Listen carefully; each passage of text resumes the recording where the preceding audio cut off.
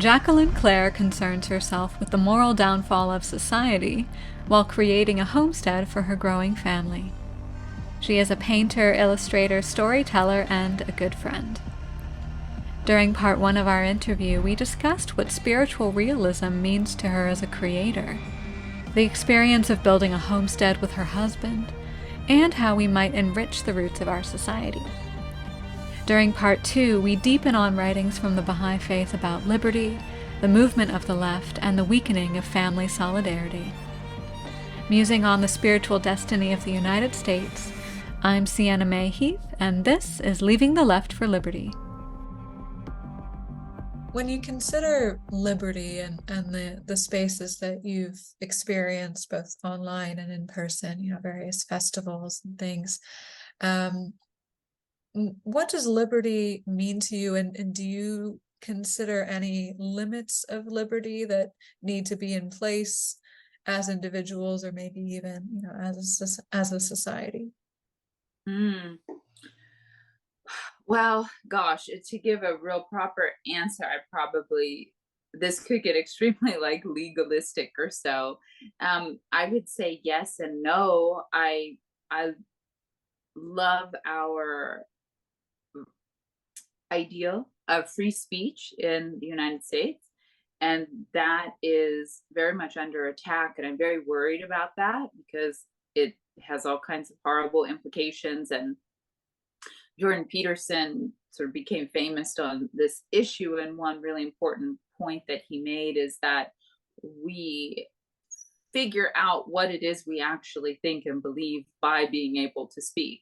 Like having uncurtailed rights to at least verbal expression is extremely important for the development of our minds and our society.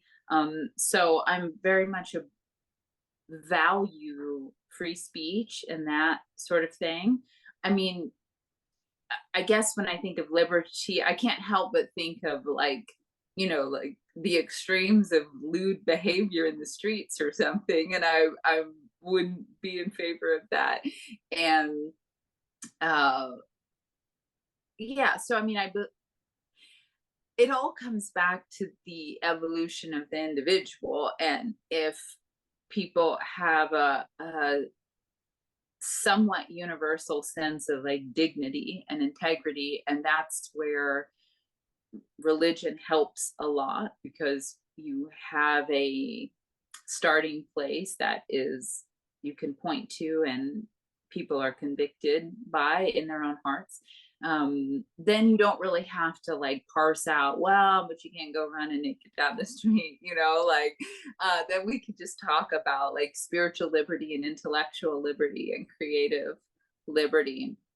I know that you have some interesting passages on this topic, like different the limits and the actual purpose of spiritual liberty.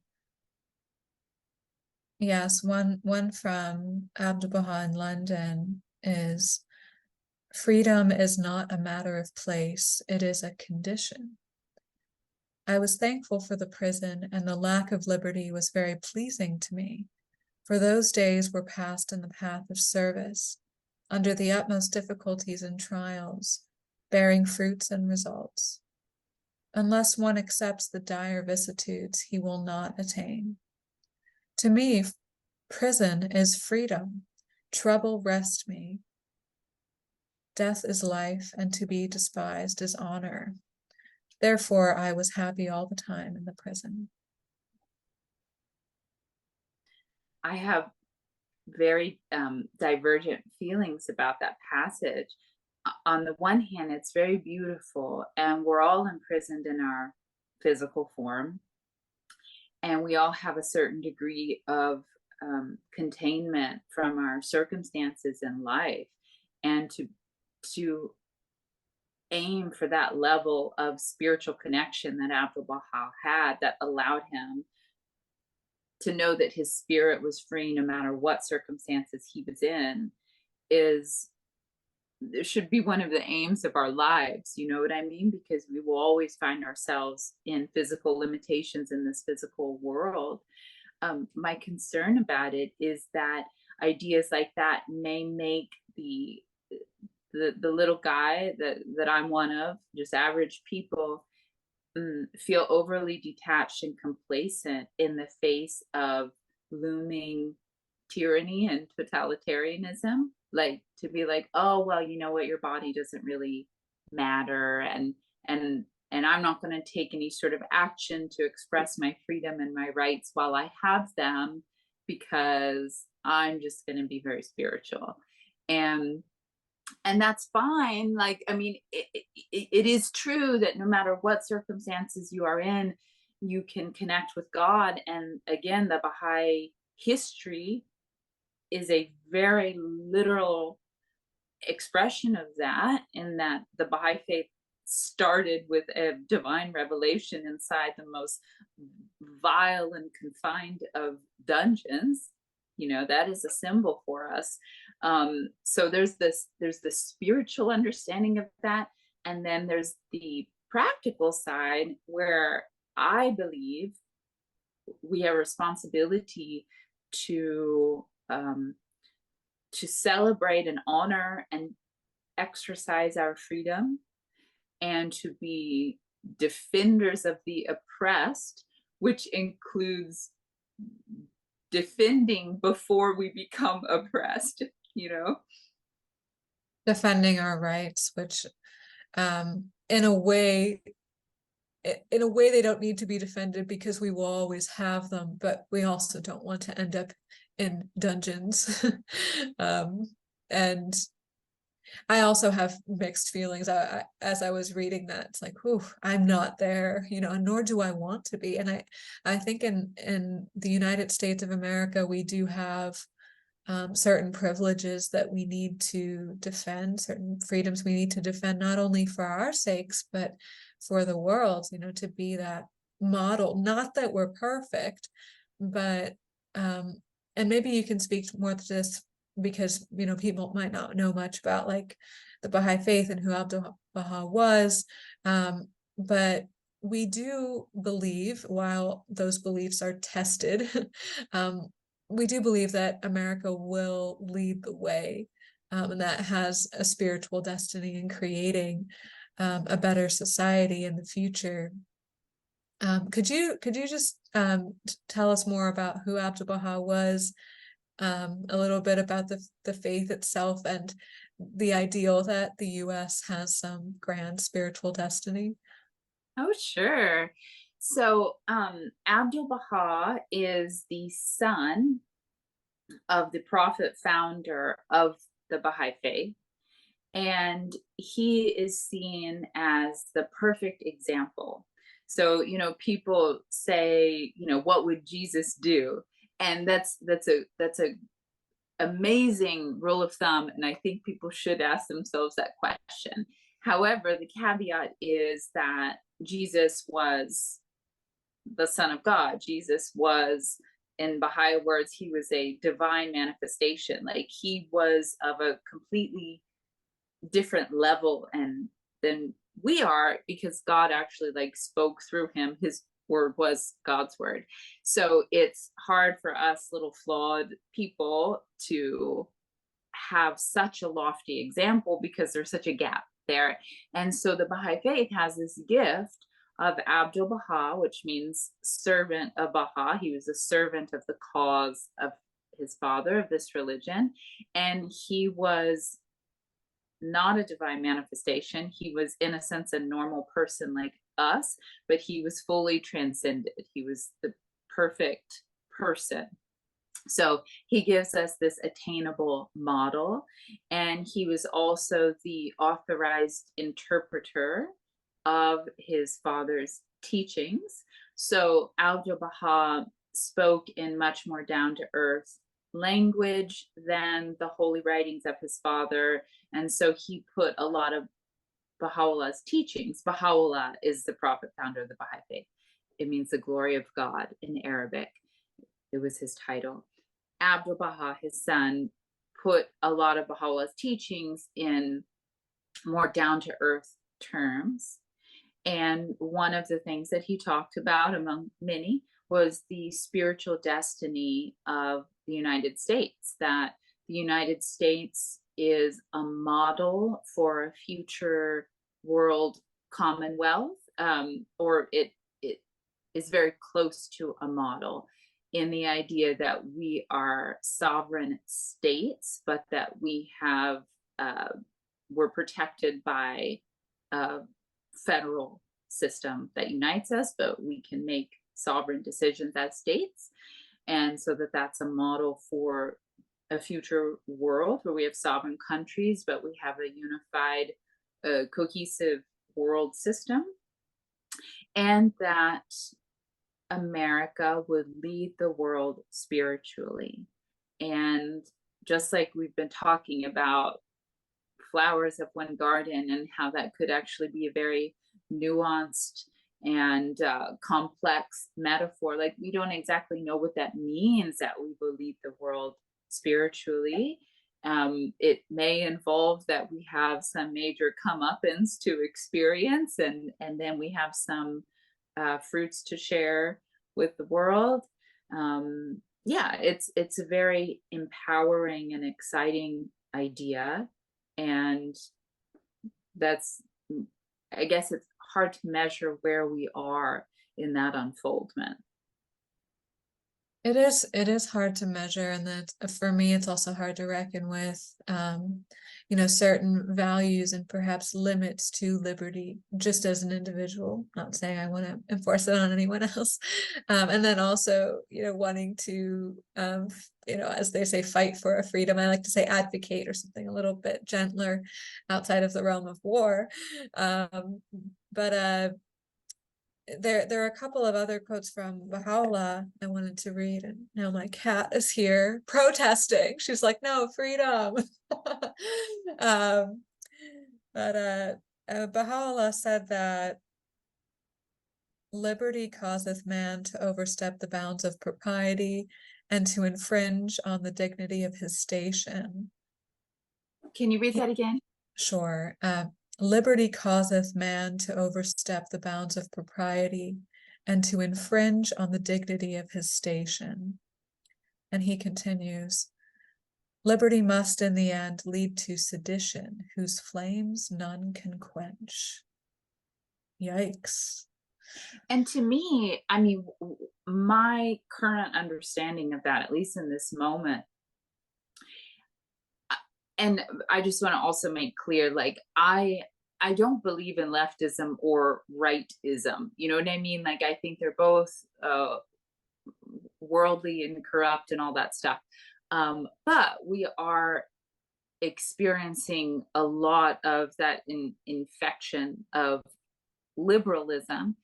And that, when I hear that quote, I don't know what he's referring to specifically, but what I see right now infringing on the dignity of humanity is, drag queen story time and parades where, grown men are, helicoptering in front of children. Like these things are, I think, infringing on the dignity, the push for, and it's the push for transgenderism. We could talk about other aspects of it, but it's the fact that it's being pushed and that it's flagrant and that they're targeting children.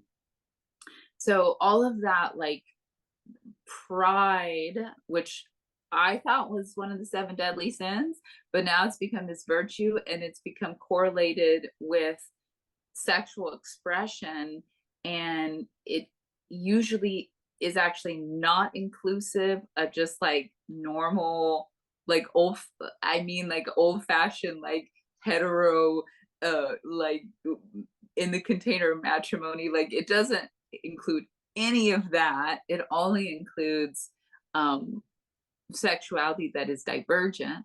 Like, all of that comes to mind when I hear that quote about having too much freedom, the freedom to like be a wolf, queer, or whatever, Yeah, to identify as an animal. I hesitated to read the other quote I have here, but Baha'u'llah did say that, know ye that the embodiment of liberty and its symbol is the animal. Now I'm wondering if he was like really referring to the specifics of identifying as such. But I hear you on the complexity of liberty, especially as it relates to pride, as it's seen today in terms of, I guess, what one might call divergent sexuality, and specifically transgenderism, because pushing it, really, in a way, pushing anything, Yeah. infringes on one's liberty. It infringes on the parents' liberty to decide what their children learn and are exposed to. Parental rights are fundamental to the microcosm of our society and liberty itself. And I think that so-called, freedom fighters, and I've, identified as such before, we hesitate to talk about morality, because when we talk about morality, then if we're at all referring to politics or policy, it sure sounds like my mother's native country of Iran, which I interviewed her about on 2 previous episodes, in which, as you were saying, actually, even in the West, beauty can be their target. The arts, the culture itself can be their target. And I don't want to invoke theocracy or any sort of moral authority in the way of political power. That's not what I'm saying. But I do think, especially with the rise of transgenderism in policy, it needs to be discussed. There was another quote I have here, which I'll paraphrase, and you had asked me to deepen on, which is the fear and fraud, the spread of terrorism, the weakening of family solidarity, the laxity in parental control, the degeneracy of art and music, the corruption of the press, if given free rein, lead back the human race to barbarism, chaos, and ultimate extinction. These appear as the outstanding characteristics of a decadent society, a society that must either be reborn or perish. Mm-hmm. Yeah, that quote also has a phrase, prophets of decadence, and it's in quotes, and I hate to say that, sounds like a really cool name for a band. Prophets of decadence. Yeah. Like sort of like death metal or something. But it's really fascinating concept. I thought the part about parental laxity, considering that quote was probably written in the 30s, and now kids, it's just this like slippery slope of like, kids don't have to be polite anymore, and kids don't really have a connection necessarily with their parents. It's like very much more synced with social media and television and stuff like that, and then this leads to them being influenced in all kinds of weird ways. And then prophets of decadence, I understand it to be all of those forces, whether it's your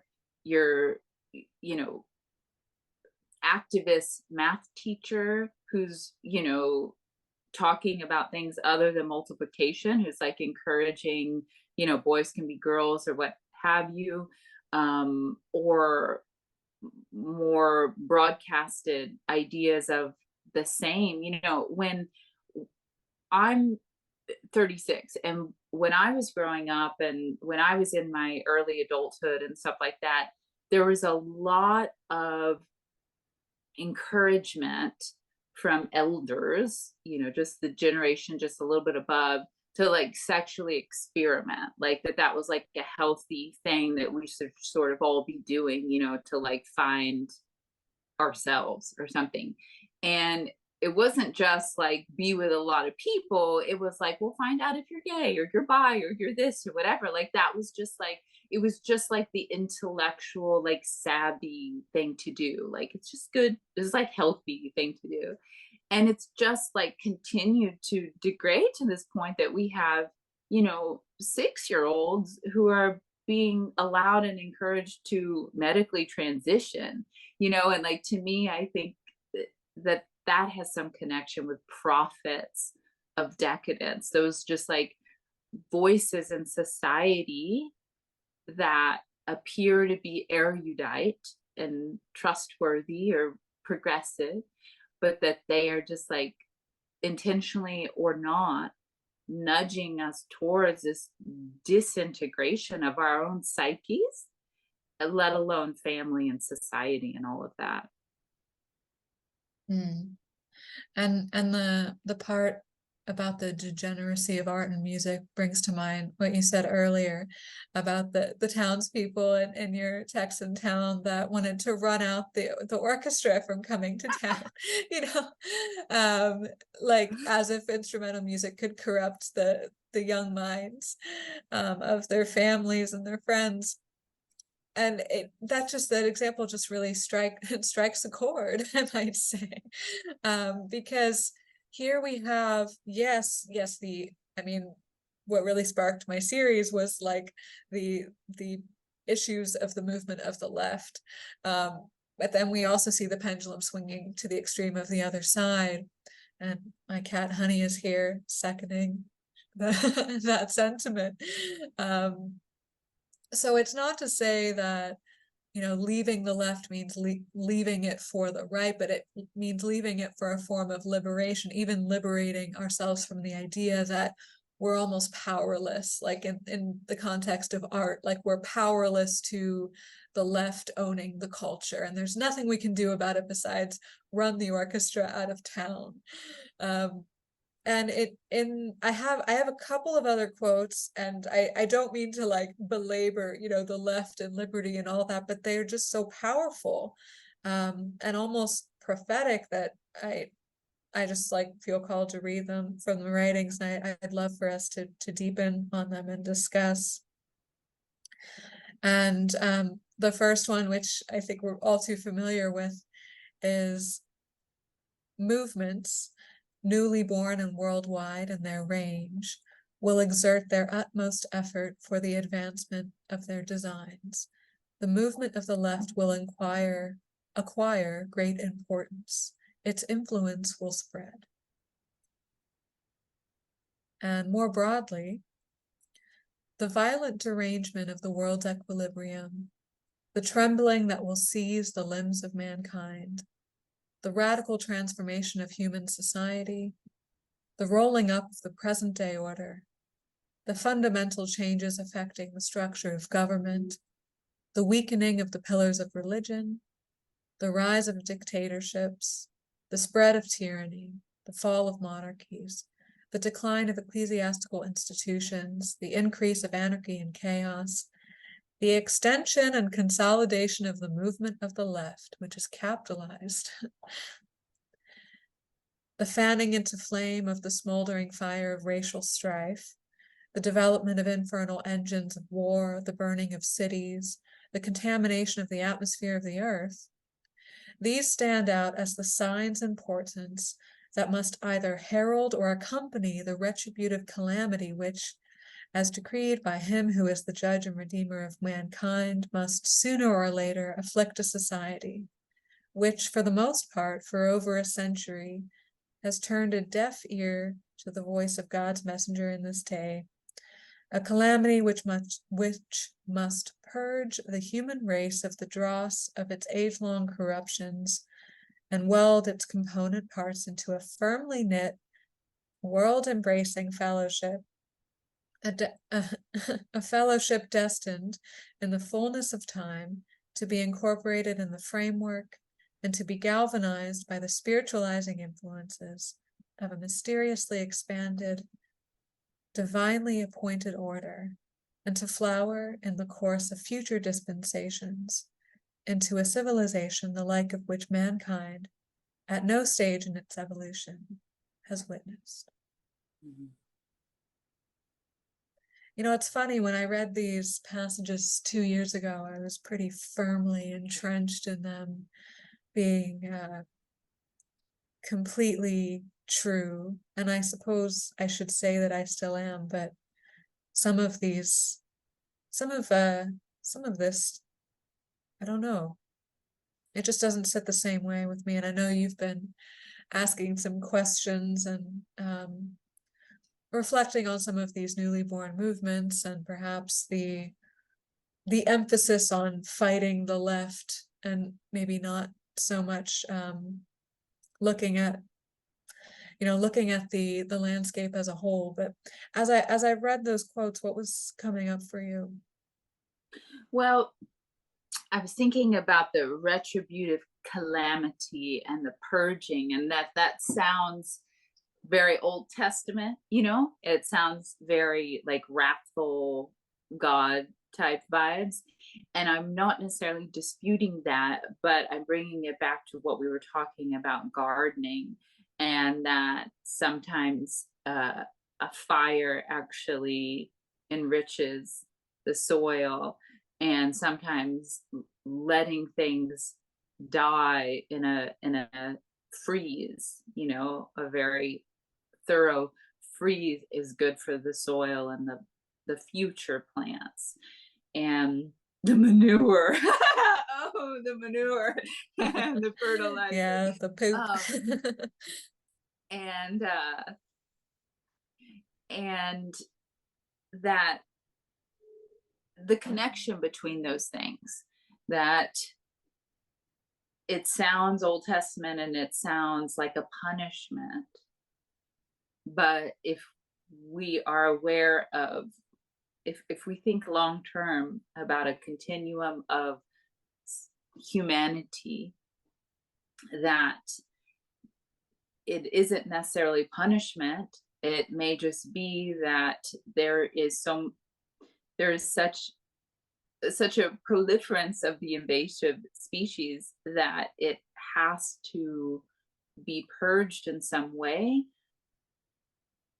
and the result will actually be a better harvest down the road than maybe it would have even had if the invasive species hadn't reached a critical mass and it hadn't been in need of a purging. You know what I mean? Like, if we had skirted that and we've been able to just keep things alive and stuff like that, it's possible that the growth and the harvest wouldn't be as beautiful and bountiful as it will be by having to have some sort of purging. So that's what I chose to focus on when you read that passage. I would say that was the most Old Testament-esque part of the passage too. I kind of cringed. I'm like, oof, you know, and even like it does sound almost punitive, but then we come to another agricultural metaphor at the end, which is mysteriously expanding divinely appointed order, and to flower in the course of future dispensations into a civilization the like of which mankind at no stage in its evolution has witnessed. And I think I've seen it maybe elsewhere in the writings, or somewhere else, in just in my browsing of books, the idea that like a new earth or a new world is like a lotus flower, you know, emerging from the muck of the water, and the fractals and the sacred geometry that form, and there is some sort of order, but it's not forced order, it's not unnatural, and it's not top down, it's coming from the bottom, the roots.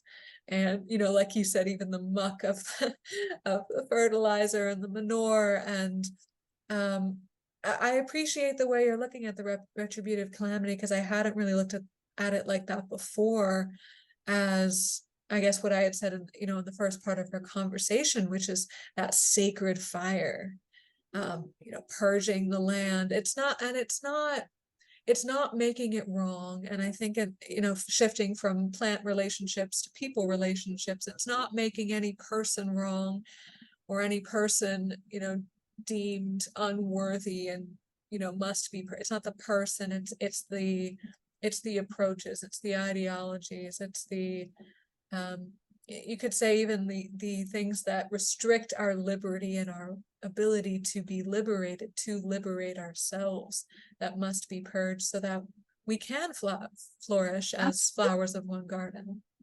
Absolutely.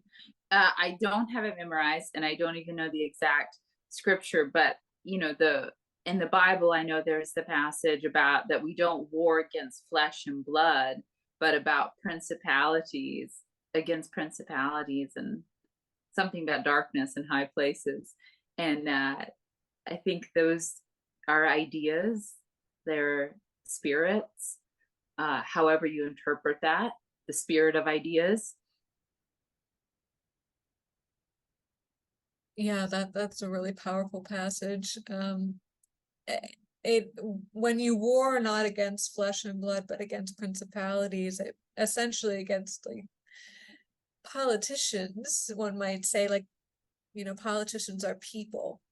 And I think that's where there's this tension that needs to be navigated between, you know, not warring against people, but against maybe concepts or structures. Absolutely. It's a Because fine line. concepts and structures also live on beyond people, you know, True, like true. Marx died a long time ago, you know. That he did, that he did. You know, bringing it back to family, the weakening of family solidarity. I think we see it, well, I mean, I see in extended families too, like maybe even if, you know, one family like of a mother, daughter, mother, father, and children, maybe they're in somewhat like solidarity, but because they're in so much solidarity, perhaps then there's the weakening of the potential for unity amongst the extended family.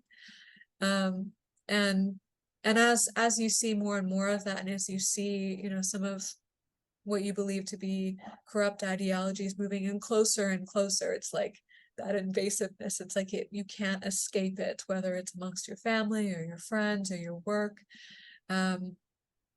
How are you seeing that manifesting perhaps in your own life, or just you know, in what you see outside of yourself, and what might be some solutions Solutions to solutions to navigating the lack of unity and maybe creating unity amongst families? I think this is why family is used so much in scriptures and sacred writings, because I think it's hard. I think, you know, even Jesus wasn't appreciated in Nazareth, you know, like a prophet is whatever it is, never welcome in his hometown or appreciated in his hometown. I think extended family can be extremely challenging, and therein lies the metaphor and the call. Sadly, I don't feel that I have anything particularly wise and helpful to say on this, because I do relate to a very strong sense of solidarity in immediate family, and it doesn't always translate to extended family. And I would like to be a break in that. I would like to be a change when I am the sort of matriarch of future people and family members. And I think a lot of it has to do with like how children are raised and that sort of thing. Like there's a lot of people in my family like raised by television and stuff like that, and it very like much influences the sources that they trust and align with nowadays, you know what I mean, prophets of decadence. And it's hard to reach them, so I'm sad that I don't have a whole lot of wisdom about how to move backwards to repair those things. I just have some ideas about how I would like to plant better seeds moving forward. Mm. So maybe it's not so much about a remedy as it is about just moving forward into the light and hoping and inspiring people to follow. One of the concepts I've explored on the show is leading not by force but by inspiration, which I think artists are especially skilled at, such as yourself. And I see behind you contrasted color and graceful shading and landscapes. And again, translating from nature to perhaps the more built environment of people, it can seem like there's a stark contrast, but as we can see in art, there's actually opportunities for transition, and not making any of it wrong, but just kind of sitting with it and creating. I can say, and these are all works in progress, but something that I've learned from painting and making art, some pieces come very easily, and that's wonderful, and they have a freshness to them, and I always want to take the most like graceful, simplest path to a piece being completed. But there's also this phenomenon I have with my paintings of problem children, and they are very frustrating, and they go through many evolutions, and a process of seeing what's working and enhancing that and changing what's not, and then deciding like what to remove and what to add, and then trying this and that didn't work, but it led me in this direction, and it goes on. And I will say that those pieces inevitably are the most interesting pieces, because they, they're this roadmap that went all these interesting places, and it arrives when it finally has that sense where I as the artist feel like, okay, this feels complete, it's the journey is finished here. It has arrived at a place that I could not have just sat down and contrived. It ends up in this very evolved, magical, I never could have thought of it kind of destination. And people ask me like, where do you get your ideas, and like, how did you think of that? And it's like, it's just the process and me just humbly trying to take steps. So, and that's also why I said earlier, when you were asking about divine civilization, I don't know what that will look like. But it's going to be really cool. Like, I know that. And and in life, like, we experience that, like, often our most rewarding, beautiful experiences or circumstances are not things we could have pictured ahead of time. It's because it is novel that it moves our heart or whatever it is. So, when things appear not to be simple, whether it's relationships with our extended family or the state of the world, and all of our efforts to try to correct things, sometimes that leads to the most beautiful and unimagined resolutions if you stick with it. The problem children amongst your paintings reminds me of two approaches that writers can have to drafting novels. Some write by the seat of their pants, and some will outline the entire story and then fill it in. I've done the latter, and I'm wondering if maybe there is something to the former of writing by the seat of your pants, or in your case, painting by the seat of your pants, and allowing something to move through you.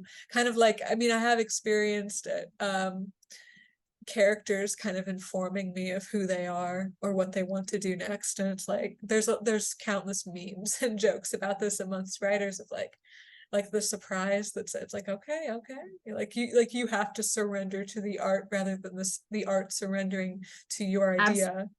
Absolutely. It's like that with painting. Yeah. I feel like they wrestle me to the ground sometimes. Wow. What's an example of a so-called problem child painting that's come to fruition? Oh, sure. Most of them have sold, I would say. One that comes to mind is Distant Melody, and I still have it. I can show you if you want to see it.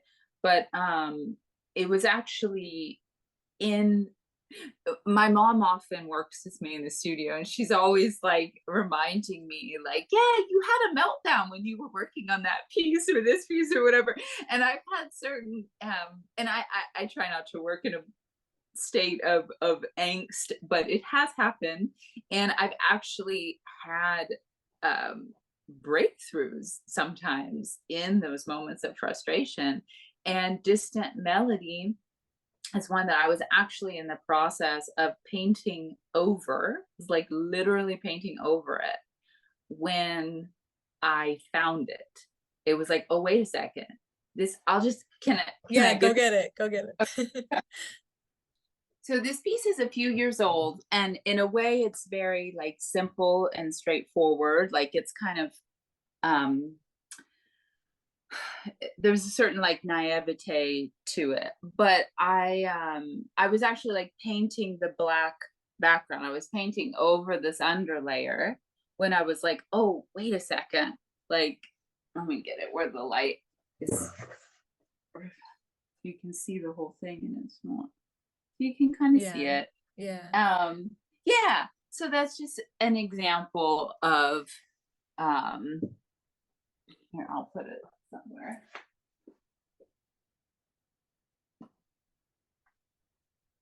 Yeah, finding it in the moment of surrender to it. Like, I'm just gonna paint over this. And then I was like, oh wait. And people have said, like, oh, it looks like a DNA helix, or it reminds me of this and that, or, you know, like people have given so many comments about like what it means or what I'm saying. And I think all of those interpretations are relevant. The paintings are like an encapsulation of a dream, and all of us who look at it get to have that dream, and your dream is going to be different than mine, and whatever symbols you get from it are still meaningful to you. They still have a significance. You know, it's not for me to say what it means, but they're invitations to a dream. But yeah, that's just a good example of that. Invitations to a dream, into spiritual realism, perhaps. Yeah. And the concept of surrender brings to mind the quote we reflected on earlier about freedom and the experience of surrendering to freedom rather than seeking it out. I think the term surrender, or even submission, which is used in Islam, it comes across as disempowering. But also what I'm hearing from you, from, you know, from an artist perspective, is that surrendering to the flow state, we'll say, there's actually power and beauty in that experience. Yeah, it's like what is being surrendered. And in this context, it's like ego, control, and hopefully to some degree opening up to higher forces. Mm. You know? Is the term higher forces kind of suggesting, though, like, you know, force is in something that's out of our control? Yeah, I guess it could. I think of the mystical Baha'i book, The Seven Valleys, and it outlines the individual soul's quest towards God. And it goes through all these beautiful valleys: valley of search, and the valley of wonderment, and the valley of love. And the final valley, you're like, okay, getting ready for it, you know? And the final valley sounds like this huge letdown. it's the valley of true poverty and absolute nothingness. And I used like you will own nothing and be happy about it. well, let's see, I know it's different. It's different. open to gross misinterpretation and misuse for sure. But Yeah. I used to present this in a spiritual storytelling in the show that I traveled with. And, you know, always had to sort of like lift the audience up in that point, because it was like, what? It's like, didn't sound like the place we were all excited to go to. But part of my understanding of that is that, and this is in the Seven Valleys as well, that we no longer like pride ourselves on our worldly opinion and I and me and what I think, and like holding very rigidly to these ideas of self. And that's not to imply that we should abandon our intellectual faculties and truth, you know, discernment, that sort of thing, but that ultimately the best stuff is when we get out of the way and we're able to be more of a clear channel. And I don't mean like psychic channeling, but just like a place of receptivity and expression of God's will and God's purpose and God's design. And I think it's interesting. I'm not a physicist, but it's my understanding that if you examine an atom to its like tiniest degree, that at the center of it, there's literally nothing. That there's like a spaciousness at the core of an atom. Like the core of existence is actually nothing. And it's like, it's interesting that that's also this penultimate in this mystical journey of the Seven Valleys, that ultimately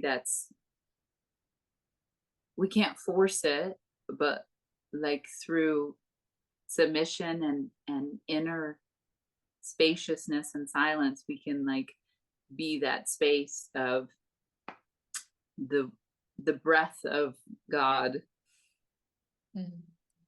In Vedic architecture, I think it probably just in Vedic philosophy in general, there are 5 elements, and the 5th one is space, known as Akash, I believe.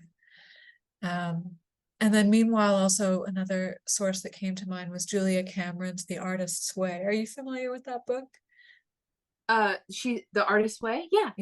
And there's the concept of being a channel for the creator, and being a creator yourself as an artist, and also acknowledging what she believes to be true, which is that all of us are artists, or one might say have the capacity to create art. And what is art really, besides just creating something that was not there before? Actually, Matt Kibbe and I talked about that last Christmas in the studio. Like, it's interesting actually that nowadays we call like YouTubers creators.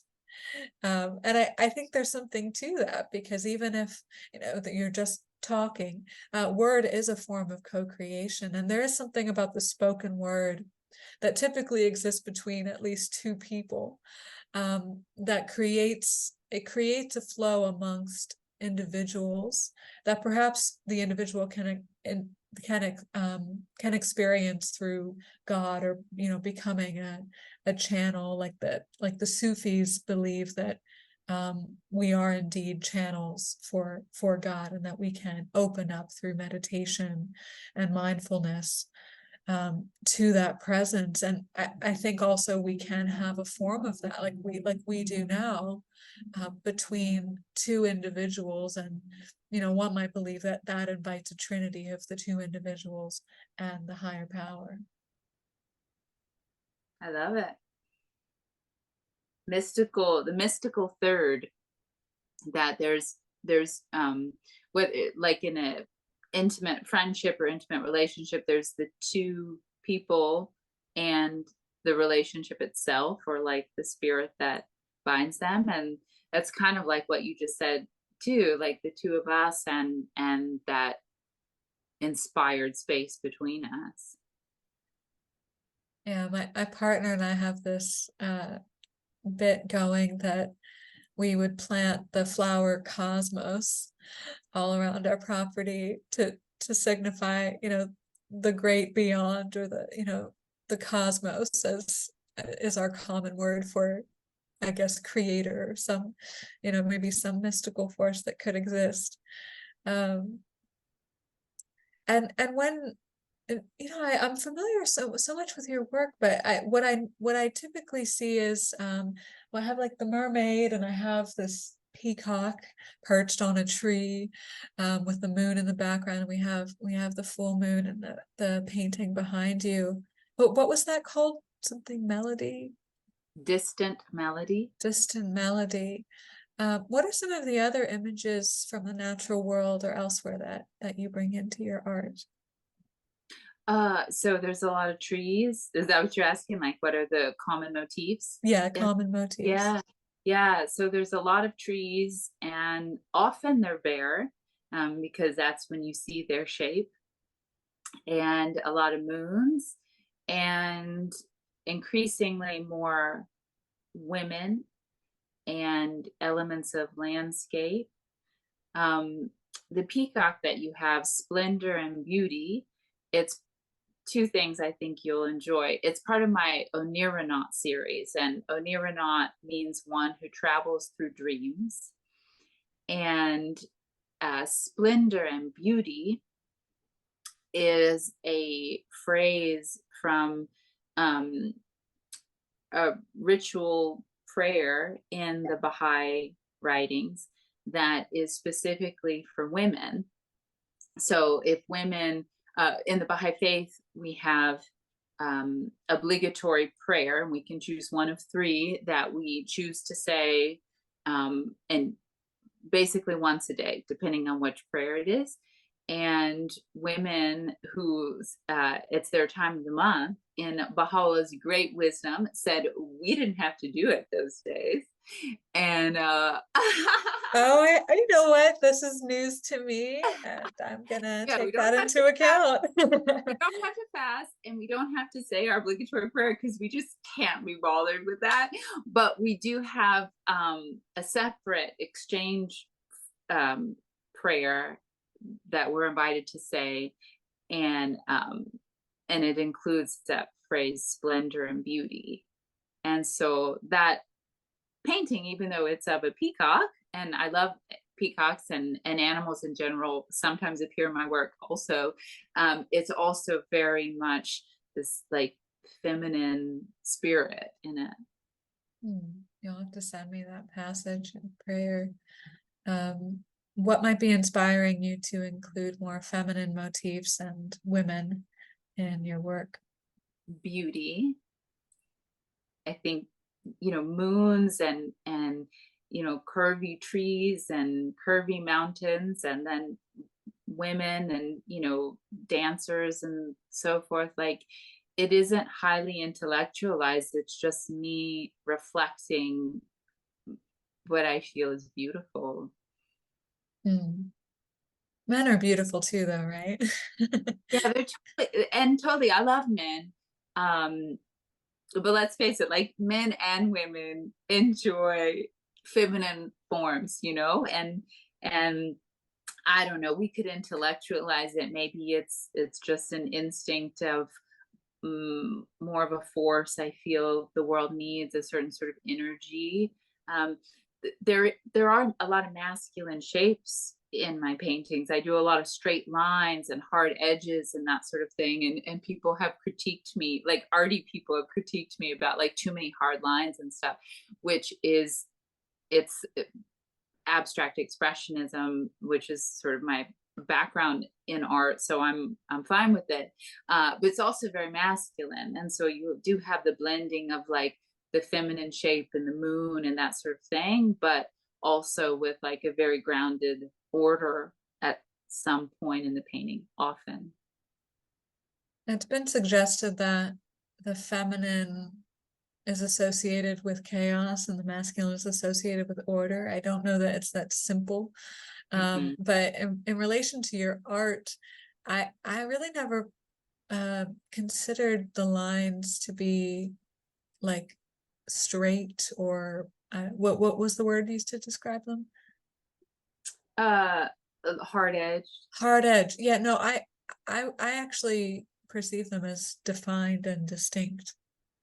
I like it. Yeah. While also curvy and flowing. I just never really considered them hard edge. You know, this does bring us to a topic which we've discussed more privately on like masculinity and femininity, and inspired by our discussions, I've reflected more on it. And I would say that femininity perhaps is associated with space itself, you know, the womb, the space that hopefully, you know, has the capacity to create children, or you know, even if it doesn't, it is a literal space, and it's a sacred space, and it's one that experiences cycles, often connected to the moon cycles. And so I maybe it's not so much a coincidence that there are motifs of the moon and of women in your work. How would you describe femininity?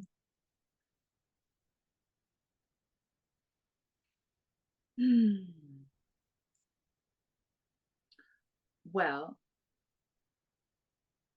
its expression is unique to every individual. And of course, women have the greater share of it, but we all have masculine and feminine energy in us.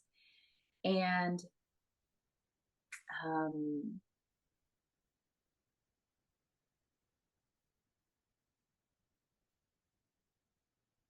there's a receptivity to femininity in many forms and interpretations. And it's this balance of receptivity and of like a gentle giving in that order, I think. The sort of in breath and then the out breath, as opposed to the masculine, which is much more an initial out breath, you know, there's more of a driving force, and feminine energy is a receptivity and then a giving. So sort of like a breath in and then like the flow of a river or something, like a fluidity to the giving, as opposed to like an arrow into space or something. And there's also an element of nurturance and mystery to it. I think you're really onto something with the breath. Perhaps femininity associated with the in breath and then the out, and masculine associated with the out breath and the in. Masculine being the initiators, or while we each have masculine and feminine within us. I mean, often, you know, women will say like that they like to be pursued, or that they find it attractive when the man initiates. Absolutely.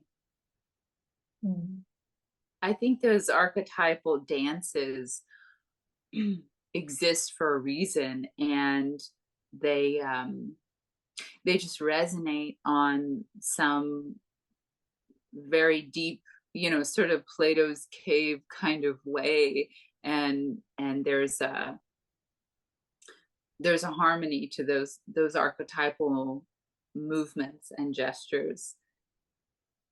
And in your content on transgenderism, you have an episode called "You Don't Belong Here."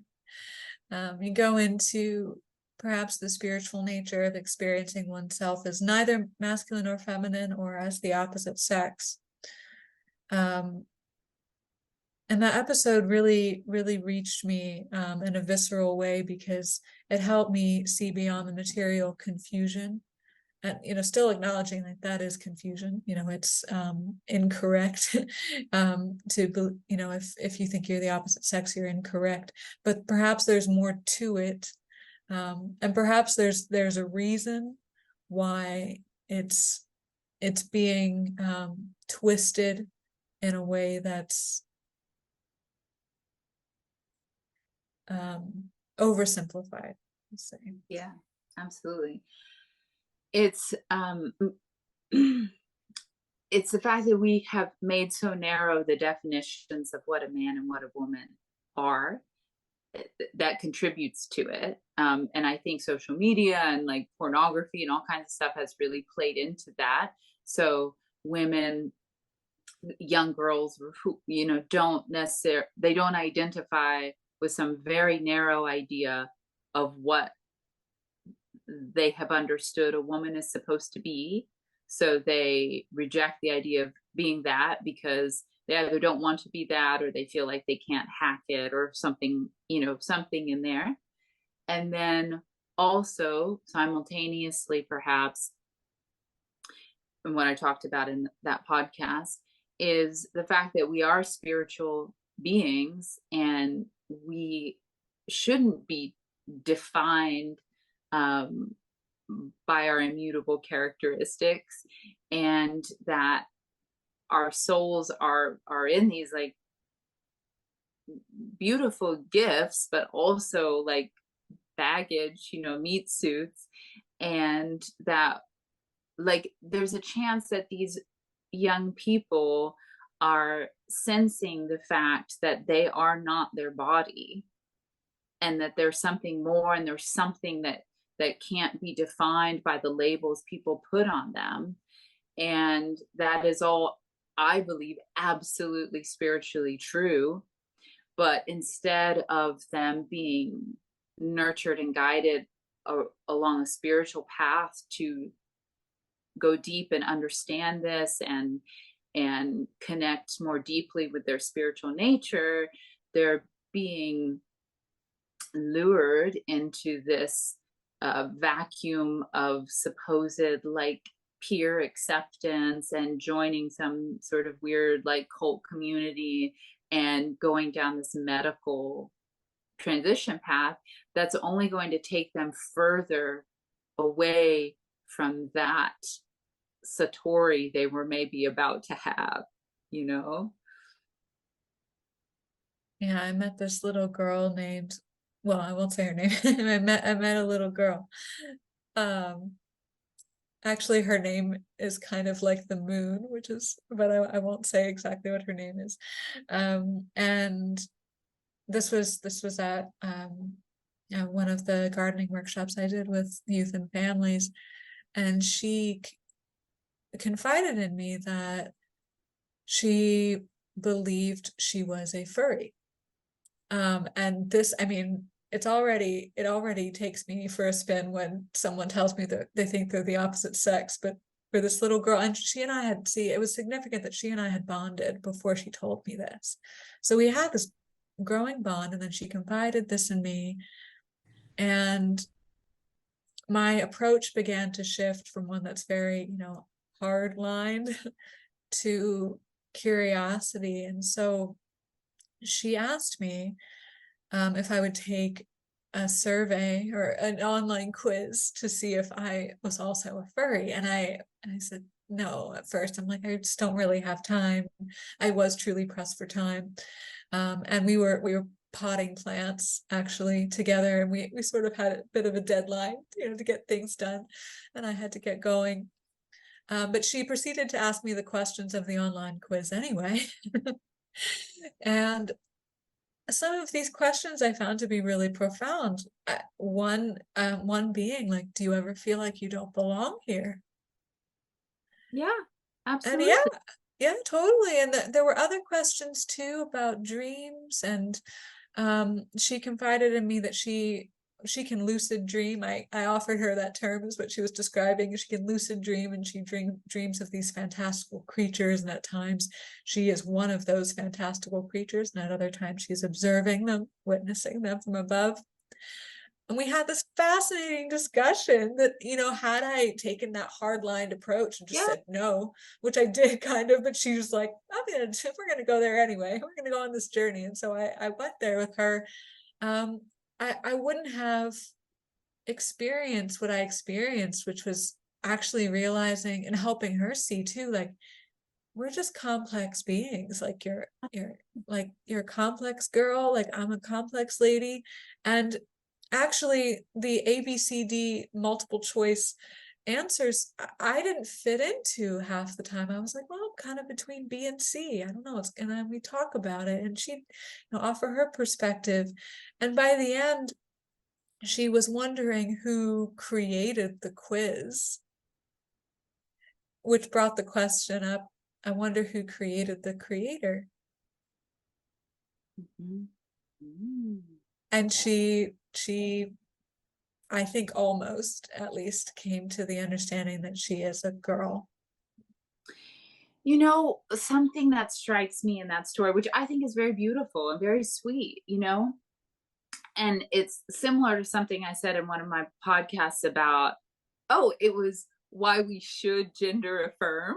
But if you watch it, I'm like saying something very unexpected, which is that we should nurture and encourage uh, specifically the masculinity in our boys, because that's what they are going to lead with in life, like biologically, and the femininity of our girls. And it was based on this inspiration I had from this uh, preacher, I guess. Anyway, he makes the case, and he's coming from a religious context, that our sexuality, by which he actually kind of means gender by our like contemporary understanding, but he uses the word sexuality, our like sacred sex identity is actually a super duper incredibly important part of who we are. Like it doesn't just express itself like in the bedroom, it expresses itself in that receptivity, in that in and out breath. It expresses in every way that we engage with the world, that it actually expresses itself primarily relationally, like how we relate to people in the world around us and how we do what we do is an expression of our sexuality, and that we should honor that and celebrate that and know that that is a gift that we give in all of our interactions. Whole deeper other rabbit hole conversation. But what I brought it back to in that particular podcast was the whole pride movement that's making this aggressive effort to like celebrate sex and our sexuality. Maybe that's not entirely wrong, and it is something that like heteronormative society has disregarded or shamed or undermined or said, shush, we don't talk about that or whatever. And maybe they're, and I'm not saying we need to be like openly having sex or talking about like the act of it all the time, or it's not that, it's this embrace of this like energy that we have and that we express like from the moment we're born with this, our chromosomes and our particular energy, and that it just needs to be like loved and celebrated and appreciated more by, again, heteronormative society. That's something we could learn from the pride movement. And hearing your story about this girl with the furry concept, I wonder if mainstream society in the old fashioned sense of the word, like heteronormative, whatever society, that we have just a lack of mysticism. We have a lack of these deep and meaningful conversations with young people that aren't just like scripture thumping. You know, it's like, yeah, who are you and what do you dream and what does that say about who you are? I'm getting so many chills right now. Like, and we shouldn't leave it to like, you know, trans activists to be inviting our young people to have these these deeply spiritual, magical, beautiful discussions. There is a lack of mysticism, and perhaps the movement of the left and trans activists, like they kind of have attempted to take hold of that realm. But kind of like we were saying with art and with culture, we can't surrender and say, fine, you get that, and then we'll just get the the scripture thumping. What else? Or something boring. Right, and like the math, I guess, and the science, which is all needed, but we shouldn't give in to the hard line approach. Now, there is a hard line to what is a woman. A woman is an adult human female, and a man is an adult human male. Yes. That's kind of the only one of the only hard lines I will take. But even if you, like you were saying, like, don't surrender your intellectualism. Don't step off of that line if you know it to be true. At the same time, how can you shift your approach to one that is on a spectrum, or even releases the spectrum entirely? And the Pride movement is attractive to those who see the world in shades, and kind of like in an artistic form. And the world is in shades. I mean, even like to be a biological man and all that stuff, at the end of the day, hypothetical man is just who he is. He's just him. You know what I mean? Like, even that is like, it's all very nuanced, and and there's a reason why some of them are like negative forces, but there's probably some element of like a positive spark. There's a reason why young people are resonating with trans activist ideas and stuff like that, because they know they aren't just one, they're still looking for a shelter of community and identity. They're still sort of hiding behind something that isn't just simply the boldness of being who they are, which is very vulnerable but empowered and beautiful. But also to know that they're not, one man is not the same as another man, and one woman is not the same as another woman. And in your view, how would a girl know that she's a girl in the way that she relates to others? Well, I don't know, and I'll find out when I'm involved in raising children and that sort of thing.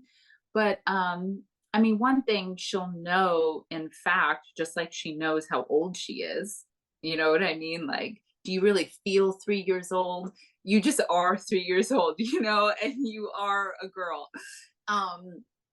But then also to just encourage all of her expression, and particularly when she shows nurturance and kindness to her pets, or she's like tender with daddy when he has a headache, or she wants to hang out with mom and do the things that mom does, and mom like lets her to whatever degree she's capable of, and like encourages how well she did whatever it is. Like, it's not a whole lot different than any sort of parenting and encouragement, where you see how they are expressing their uniqueness, and you say, I see you, and that's really wonderful, and thank you for doing that, and let's keep doing that.